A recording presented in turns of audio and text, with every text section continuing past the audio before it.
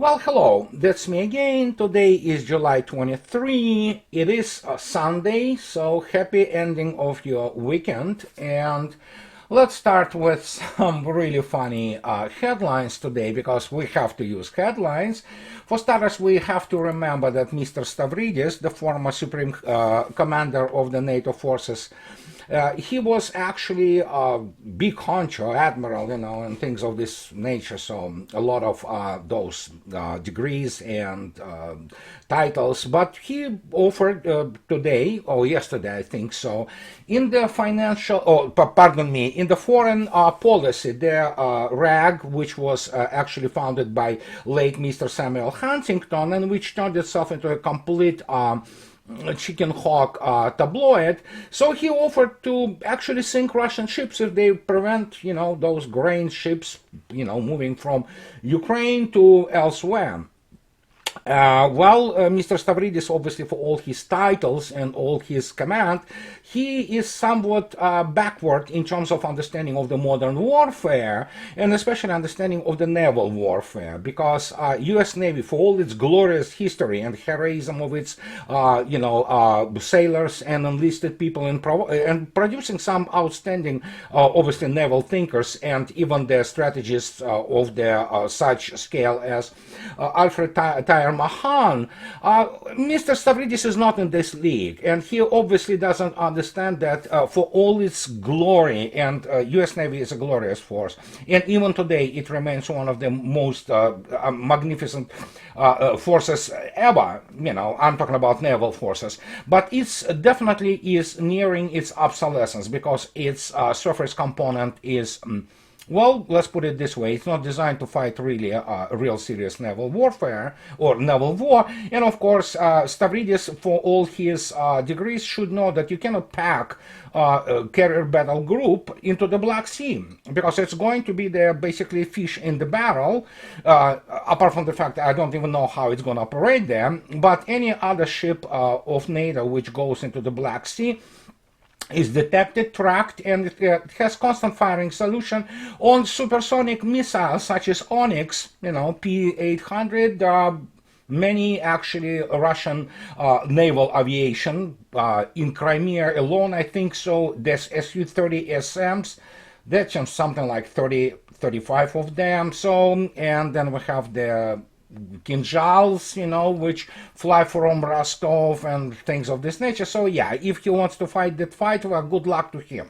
So, but it just tells you to degree of their desperation and sheer, ability to be only chicken hawk, apart from the fact that Mr. Stavridis has no idea what is the modern warfare of scale is, as nobody in Pentagon has it. So, and that brings us to those headlines, although I already gave you one, is the fact that now we have this Aspen Security Forum. This is Politico reporting on it yesterday, and this is Aspen Security Forum is there. Basically, they get all those shysters from the American foreign policy and national security and throw them into the Aspen because it's a nice place, obviously, and they exchange, so to speak, ideas. I mean, granted, they have them, while they don't have those ideas, and here it is. This year, National Security Gathering drew big names, few of whom had real answers.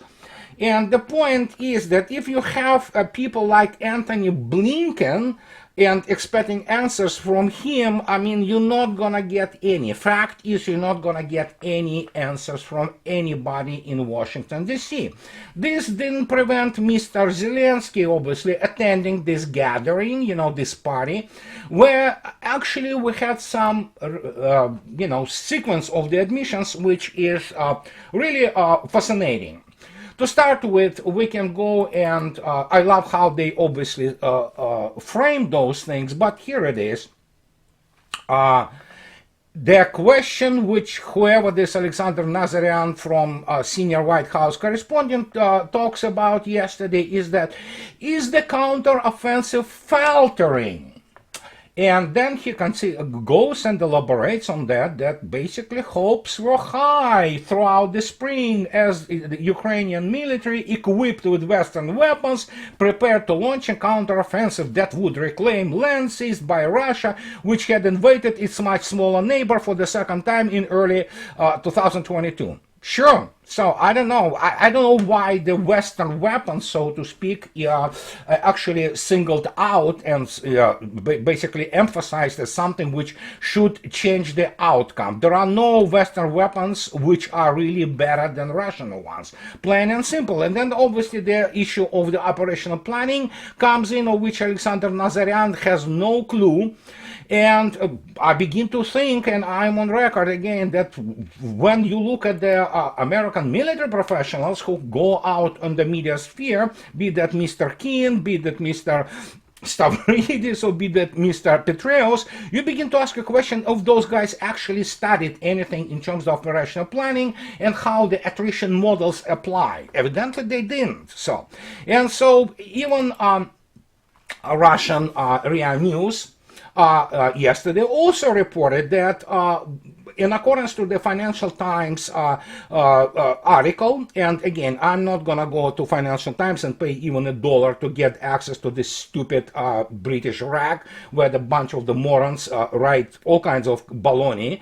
But here it is. Even RIA News reports yesterday that during their conversations on the security in Aspen, they are basically in the private, leaders of the foreign Western nations were telling that they do not believe in the victory of the Ukrainian army on the battlefield. This is in accordance to Financial Times. And one has to ask the question, how many of those people, of those leaders of the Western nations, have even, rudimentary, some kind of, kindergarten understanding of the modern war? I can tell you, none of them. You take all those Jake Sullivans, Anthony Blinkens, all those Macrons, all those Scholzes, and what have you, not to speak about Sunaks, and they have no clue. They are at best bankers, at worst they're political scientists, and they are political animals who basically go out there and are basically busy constantly with re-electing themselves. This is the only skill they have. Well, if you look at Annalena Baerbock, come on, how much of humiliation do you have to have if you want to go and be with her in the same building, let alone at the same podium, giving the press conference? This is humiliation. The lady doesn't know basic geometry and doesn't know basic geography. Look it up. She thinks that, things measured in hundreds of thousands of kilometers on Earth. And when you look at this, so you have to basically understand how their thinking process goes. And once you begin to get busy with understanding that this is what I do for a living, I write books on that, you begin to discover that those guys are clueless. They believe all those, theories and fairy tales, and that's why they give those basically orders for, as it was the case with this allegedly faltering counteroffensive. I don't know why it's counteroffensive, but whatever. So, and look at this. This is how they do frame those things. Look at this. Wall Street Journal. Look how it is framed. It frames it this way.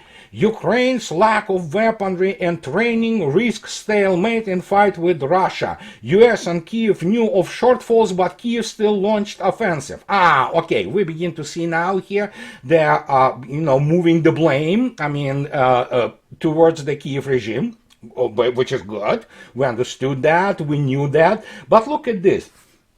Risk stalemate. You know what?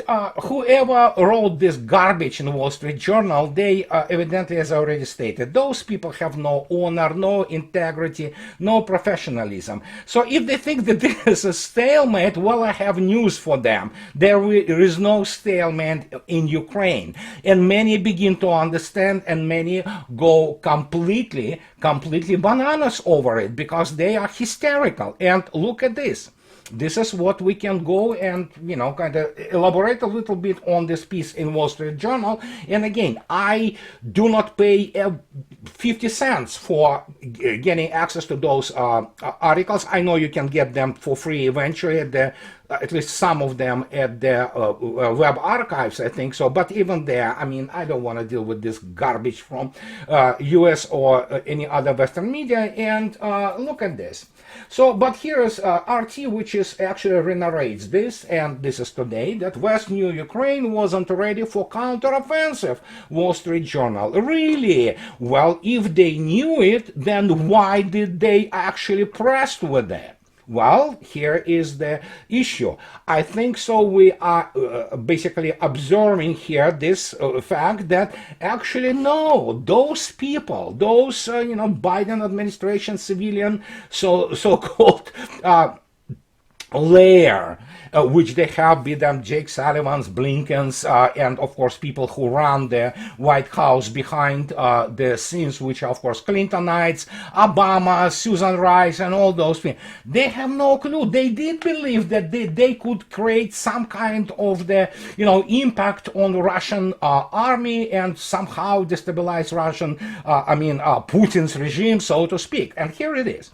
Western military officials knew earlier this year that Ukraine lacked the supplies and training to launch a successful counteroffensive against Russian forces, but allowed Kyiv to launch its disastrous operation regardless, the Wall Street Journal reported on Sunday. Well, it is disastrous. It is a catastrophe, and again, as I already stated, they have probably the reserves left for the one last push, and it would make no difference. They will all be annihilated.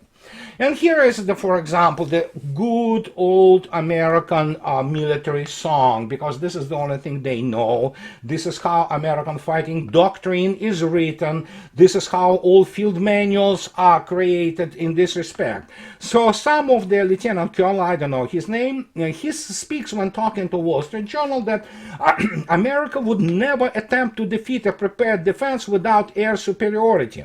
But Ukrainians don't have air superiority. John Nagel, a retired U.S. Army Lieutenant Colonel, told the paper, it's impossible to overstate how important air superiority is for fighting a ground fight at a reasonable cost in casualties. In public, American officials told a different story. We believe that the Ukrainians will meet with success in this counteroffensive, White House National Security Advisor Jake Sullivan told CNN.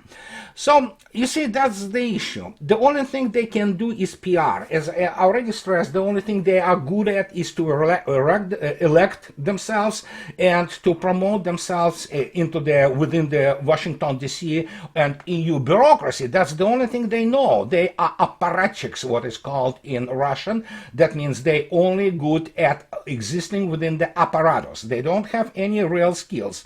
Or, for example, in their positions, be that, for example, foreign policy. Well, we already saw what foreign policy of Annalena Baerbock and Antony Blinken are. They are not good as national security advisors, like Jake Sullivan. How their lawyer and political scientist could be a national security advisor, it just beats me. But you already see, you can check up the records of the long list of U.S. American national security advisors who are, like Mr. Brzezinski, a political scientist, and look where it got America.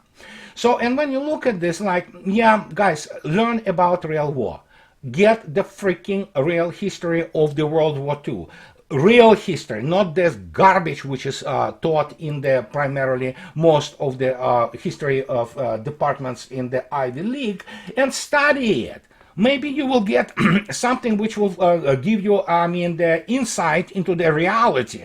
But, well, don't hold your breath. So one can only hope so. And then, of course, we go to today's Butcher's Bill, which is for July 23. As you can see yourself from Russian Defense Ministry, we have about now for July alone 15,920 KIAs, and you see, the bunch of the artillery pieces, bunch of the combat vehicles, bunch of tanks and things of this nature. So it's now, there are obviously, as you might expect, and it's it's a given. I know about it. I'm aware of that. That basically any kind of my expression of numbers or stating of the numbers, especially with the reference to Ministry of Defense of Russia, and you can see it in my videos in the discussion board, it creates a huge influx of all kinds of those bots. Some of them are genuine Ukrainian or Western articles who hate Russian gods, and they continue to write all garbage. Others of them are paid shills who work for a center of their psychological operations. They could be sitting in London for all I care, or maybe somewhere they hide in Kiev. But they also constantly induce this FUD, so you know what FUD is, the fear, uncertainty, and doubt. And they constantly question the numbers, they constantly question all those minutiae, those details. And let me explain, when you look at these numbers that we are talking here, KIAs, not wounded, not missing in action. We're talking KIAs, killed in action. Why? Because the word what you see in Russian, уничтожено, means annihilated. And annihilation means when you deal with the personnel, that means you get killed. So Russians calculate only who gets killed. And there were a number, actually some of the trolls and some of the bots actually brought up the issue of the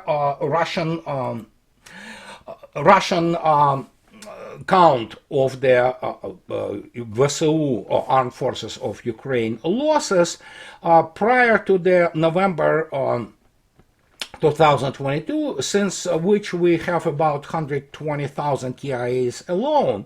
And they say, oh no, you know what, the Russian Ministry of Defense at that time gave like 60 or something like 70,000 KIAs. Well, let me tell you, this was an initial misrepresentation and miscount, and the serious one. That is why, for example, when you look at how the Ministry of Defense of Russia gives the latest count, you can see yourself that it is from November 2022. Because prior to that, there was a lot of chaos in how to count those KIAs on the Ukrainian side, and there was an issue which have been stated in Russian media and through Russian Defense Ministry on many occasions, that actually out of those confirmed 60,000+ KIAs, there is a huge number, almost equaling that number of the 60,000+, which was counted by Ukrainians as missing in action. And people were explaining this non-stop, that yeah, it's really bizarre, you kill them like every day by battalion, and we can calculate those KIAs, and then suddenly they state that actually oh my gosh, we have 60,000 KIAs, but now we have also like 60 or 70,000 MIAs, missing in action. And the reason this was done, obviously for propaganda purpose, to lower those killed in action on the Ukrainian side, to maintain the interest of those morons from the political elite in the West, and provide Ukraine with necessary weapons and money. And of course, because once you are missing in action in Ukraine, your family doesn't get paid all those compensations which come if your son or husband is killed. And it's confirmed. And that's why when you put those figures together, when you see this, immense number of missing in actions, you already begin to understand that prior to November 2022, those initial 9 months, you would look at least 120, 150,000 KIAs at least. And then, of course, after that, from November, I presented those numbers when Russians began to really doing their due diligence and counting those KIAs. And then when you put this together, including those missing in actions, which you can kind of legitimately count in, then yeah, that's why you look at the numbers around 350,000. But of course, I would go out on a limb here, and I will tell you that number of the KIAs is much higher on the Ukrainian side. But we will see this by the end of the active phase of the hostilities. Which brings us to this. And once you kind of review this situation, one of the key weapons, and people love when I talk about this, military porn, one of the key weapons which Ukraine wants to discuss and constantly desires to attain is this. It's ATACMS. And as you see, Washington Post yesterday reports that Kiev says it needs ATACMS, but the Pentagon says it doesn't have enough to spare, and Ukraine doesn't really need them. And so basically they report that the Biden administration is holding firm for now, at least on its refusal to send long-range army missiles to Ukraine, despite mounting pressure from U.S. lawmakers and pleas from the government in Kiev, according to U.S. officials. Let me put it this way. ATACMS is not really that long range, but with its 300-kilometer range, it allows to pull those M270 platforms closer to Russian border and start actually hitting the civilians. This is what armed forces of Ukraine do. And once you understand, once you begin to hit civilians with these weapons, you begin to accelerate. Escalate to a much different level. And that means those advisors who still remain there in those forces of Western countries, they will be deliberately hunted and annihilated. But it is also the other thing. The fact is that they are. All the Pentagon says that believes that Kiev has other more urgent needs than ATACMS, and worries that sending enough to Ukraine to make a difference on the battlefield would severely undercut U.S. readiness for other possible conflict. Well, obviously it's a pathetic excuse. No, they understand that the only way those guys will be able to shoot at will be civilians, because military objects in Russia, especially frontline objects, are well covered by the Russian air defense, for which ATACMS, which is sub-hypersonic, it's something like Mach 3, Mach 4 missile, and a ballistic missile, which flies up to the 50 kilometers high, is an actually standard target. So they will have practically no military effect on Russian forces. But what they will have effect, obviously, because they will be shooting them at the civilians. They will kill many civilians, because naturally you cannot cover, in terms of air defense, all civilians areas. So that's why they worried about. And so, of course, they come up with this excuse, which is, pathetic. The number of ATACMS in American stockpiles is fixed, awaiting replacement with the next generation longer-range precision strike missile called the Prism. So yeah, sure. But again, ATACMS actually is not better than good old Soviet Tochka-U. Actually, Tochka-U has higher speeds, sometimes in excess of Mach 5. That makes it actually hypersonic. And Russians were dealing with this fairly successfully. And you can see this constant, push and pull towards those all kinds of allegedly Wunderwaffen from the United States. They're not Wunderwaffen. Everybody understands that they will burn as successfully as anything else. And now they don't want to really. Mr. Sullivan says it takes several months to get F-16s. Sure, let's send F-16s. See what happens if there is no already enough damage to reputation of the American military-industrial complex, its operational and strategic concepts, which are obviously not designed to fight any serious war. But hey, what do I know? And that brings us to this military porn thing in earnest.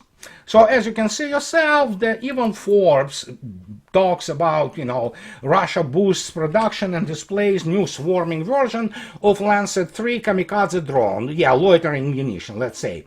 And they show this from, Russia stepping up production of one of its most effective weapons, the Lancet 3 loitering munition or kamikaze drone. Television news footage shows a massive new facility with hundreds of weapons. Yes, we're talking about hundreds, well, they say actually thousands. And as you understand, there is a lot of fuss about this Lancet, and especially about its swarm. As you can see yourself, this is the screenshot from Russia 1 TV channel, which shows the swarm of the already in existence new latest Lancets, which are bizarre aerodynamic configuration, which makes them extremely maneuverable. And of course, these latest Lancets can actually attack other drones, not only attack armor or whatever the ground forces. And this is an extremely smart swarm. They communicate between each other. They actually do their target redistribution between themselves and actually can operate autonomously. So what does it mean? People say like, oh my God, look at this. This is such an amazing thing. And let me put it this way. I have some news and I'm gonna spoil your party, pals, here. Because if you look at this, let me show you. You might remember these submarines. One of them, of course, you remember for a very bad reason, which was K-141 Kursk, which sunk in 2000. But if you look at this, you see yourself that Project 949A is still completely on in operation on Russia in the front line, and they carry, of course, P-700 Granit missiles. Why this is very important? Well, actually, the reason it is important. Let's take a look at this. Here's P-700 Granit long-range anti-ship missile, which has the title by NATO SSN-19 shipwreck. As you can see yourself, it can fly up to 625 kilometers range. It was and still is carried by the Oscar II class SSGNs, cruise missile submarines. But as you can see yourself on the photo, you also see 20 launchers of the same missile on the nuclear missile cruisers of Peter the Great or Project 1144 class. And these were very funny, still are very funny missiles.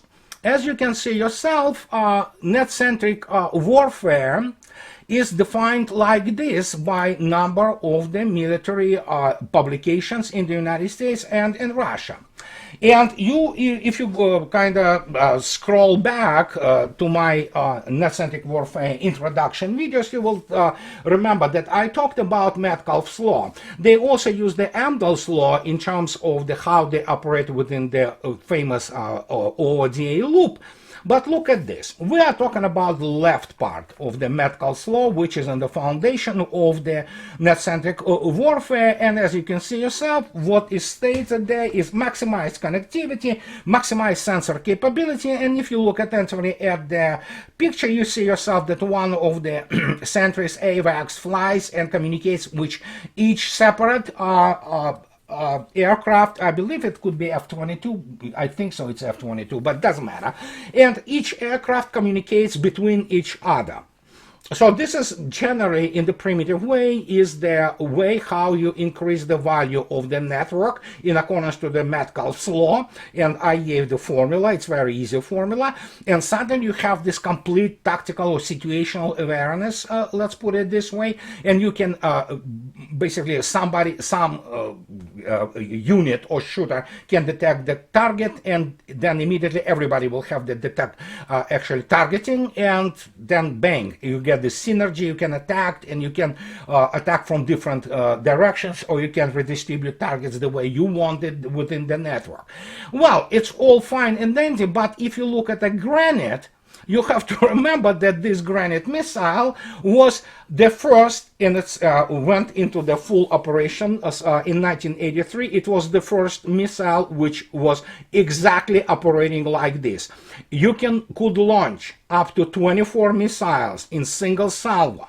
And those missiles, they would communicate between each other, not only through the point of view of the targeting, because one of the missiles can go high on the high trajectory to scan the radar scan the horizon, so to speak, or the area, and translate the targeting. And actually the picture of the whole whole order, or the whole, in our particular case, carrier battle group.